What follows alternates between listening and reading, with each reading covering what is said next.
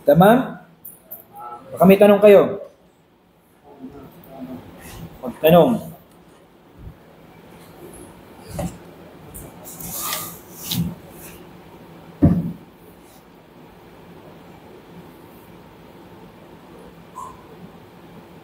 Walang tanong? Ako magtatanong. Sir, meron tanong. Yung lecture ng ano, Sheikh Khalid nung nakaraan, patungkol sa katangian ng mga propeta.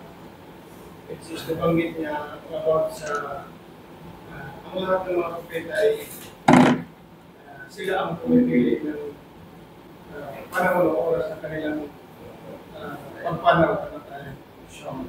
Pag? Kanilang kamatayan.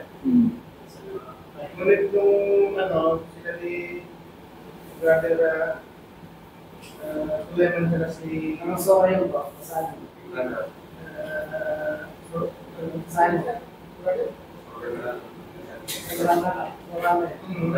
Kaya nabasa doon na lahat lang ng tao na ay ang Allah lamang nakakaalam na kung sino yung kung kailan sila mamamatay.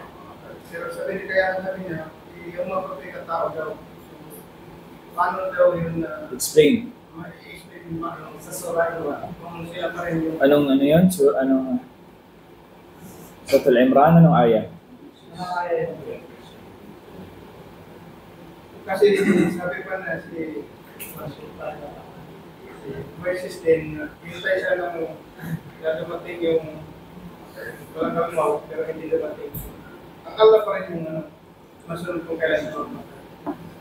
Ang issue doon sa kanila, about dun sa katangian ng propeta na sila yung pipili sa kanilang kung kailan sila Wallahu alam yung pinakaano niyan.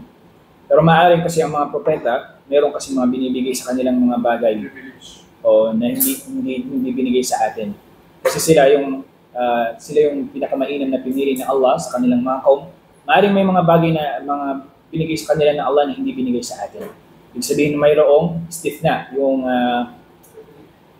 tawag sila pag-Arabic talaga. Yung ano ba? Exemption. Yes, mayroong mga exemption. O pero maaaring ibang mga propeta ganun, meron silang parang sign na malapit na dumating sa kanila yung kanilang kamatayan. Pero wallahu a'lam doon sa third na sila yung pipili, wallahu a'lam. Hindi ako sigurado. Inshallah pag ano pwede natin itanong.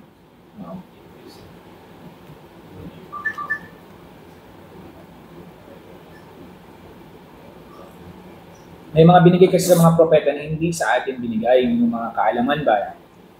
Oo. May mga katangian sila na hindi natin tinataglay. Okay? Yung ru'ya. Tinatawag na ru'ya.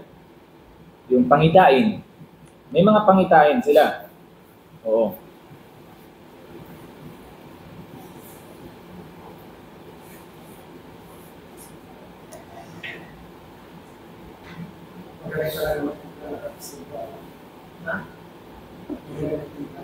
Anong aya yun? Makita natin. Anong aya po yun? Si Kasi niya pinasasarap eh. English kasi yun. Pinasa niya yung tutulan na. Yung Tagalog, yung i-translate na yung Tagalog. Kung pinasa niya yung Arabic, yung aya, alaman ko. Tinanong niyo yun kayo, no? Wala? Tinanong nila? Tinanong niya siya. Kasi pinasa pa niya yung aya na yun sa Tagalog na lang. Anong meaning niya? Ano pa yung Tagalog? Ang pagpasa is Allah. Allah pa rin yun.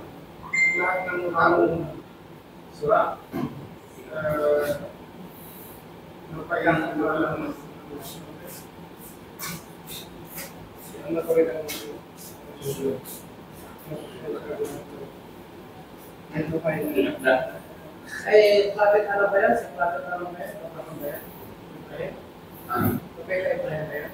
Yunus yun. Kung nabanggit ka, kay Yunus. Yung nabanggit yung propeta, si propeta ano? Right, sa Imran 56. Si propeta na yung nabanggit Imran 154. Sabihin mo sa kanila, kaya ka ng kamatayan niya sa kamay ng Allah. Kahit nakawin na sa inyong mga tahanan.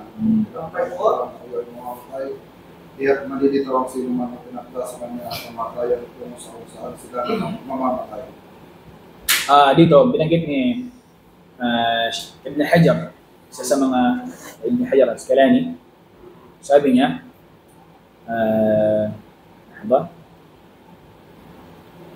sabi dito, إن هذه الحالة من الخصائص الأنبياء أنه لا يقبض نبي حتى يخير بين البقاء في الدنيا وبين الموت. Okay? Sabi ni Ibn Hajar, rahimahullah, itong kalagayan na ito, sabi niya, ay characteristics, kabilang sa characteristics, katangian lamang ng mga propeta. أنه لا يقبض نبي حتى يخير بين البقاء في الدنيا وبين الموت. Sabi niya, أنه لا يقبض. Hindi sabi niya sila, kukunin ng buhay, nabiyun hatta yukhayyar, maliban sa papipiliin sila bainal baqa'i fi dunya wa bainal maut. Papipiliin sila ang pag-stay sa mundo o kaya ang kamatayan. Ito ay ni Ibn Hajar al-Asqalani sa kanyang kitab Fath al-Bari. Sinabi rin ni Ibn Abbas, Abul Abbas al-Qurtubi, isa sa mga great scholar, تخيير الله للأنبياء عند الموت مبالغة في إكرامهم وفي ترفيع مراتبهم عند الله تعالى وليستخرج منهم شدة شوقهم ومحبتهم له تعالى ولما عندهم. Dito sinabi ni Abu al-Abbas al-Qurtubi, تخيير الله للأنبياء عند الموت مبالغة في إكرامهم.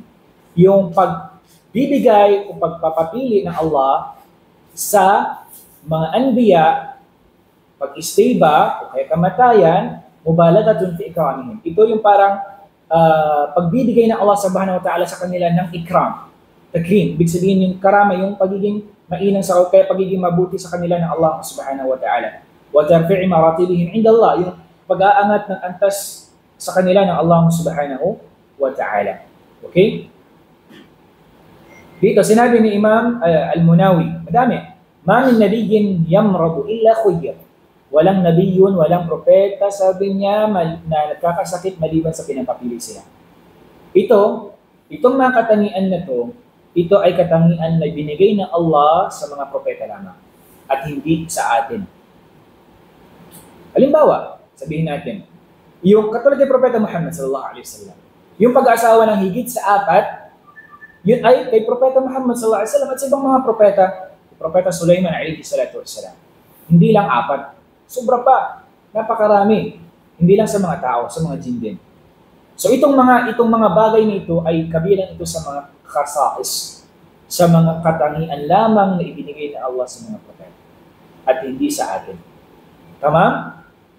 Hindi yun ibig sabihin. Ibig sabihin, ang tinutukoy dun sa aya ay hindi kabilang doon. Ibig sabihin, muskat na exemption doon yung mga ordinaryong mga tao.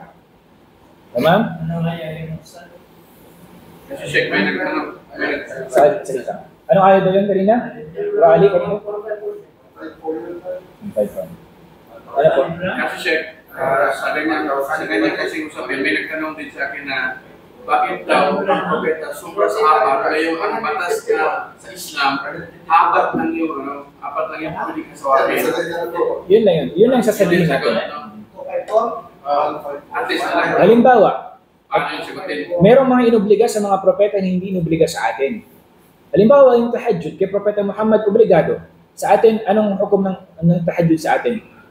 Sunnah. Kung obligado sa atin, kawawa ka. Hindi yung paglabag sa sariling batas, Sheikh, no? Hindi. Kasi sabi mo, magkaiba tayo ng antas kaysa sa mga propeta. Hindi kaya. yung verse na 145 sa 145 po. Yung tinutukoy po dyan, dito po binanggit ni Ibn Hajar, sabi niya sa Fath al-Bari, inna hadhihi al-hala min khasa'is al-anbiya.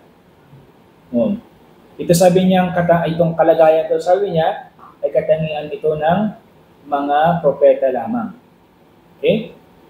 لا يقبض حتى يخير بين البقاء في الدنيا وبين الموت. Okay? Pipiliin siya, hindi tawag dito, hindi kukunin yung kaluluwa niya maliban sa papipiliin muna siya, papipiliin muna siya. Tama?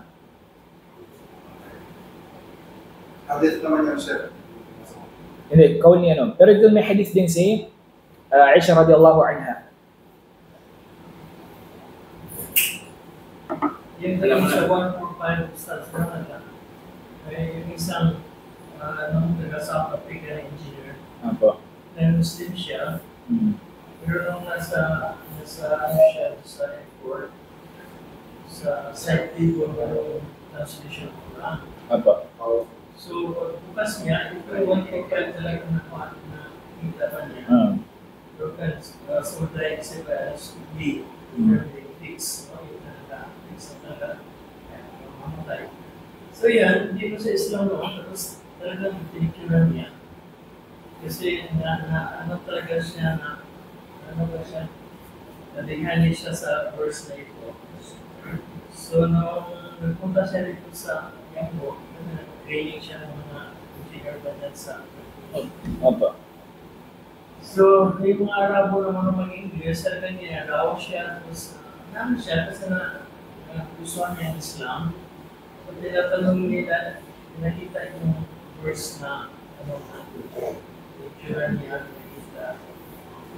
So, ang yung engineer na yun, talagang iwan ko siya bago siya umalis ng, nung nakaraang linggo lang, mga dalawang Apo. 2 weeks na. Kasi dinala siya dito sa Federal Commission, dinala dito sa Yambo para mag-inom ng kasayan, tapos makaliwanagan. Paano siya sumuna lang, ano siya dito sa verse na ito, nakaroon siya ng Islam, dahil dito sa verse na ito, sa Yun yung parang nag-ano sa kanya. Anong sinabi ng verse? Walang mamatay. Sa kapuso tapos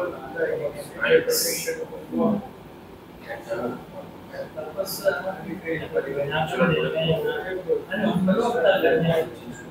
Bali, dalawang engineer silang doon kasi diba? Nakabiktima sa Islam dahil sa yung mga lalo na pati sa narito tapos lagi nagkalawa sa mga engineer nila. Araw ng mga so na actually dalawang engineer silang mga kapatid.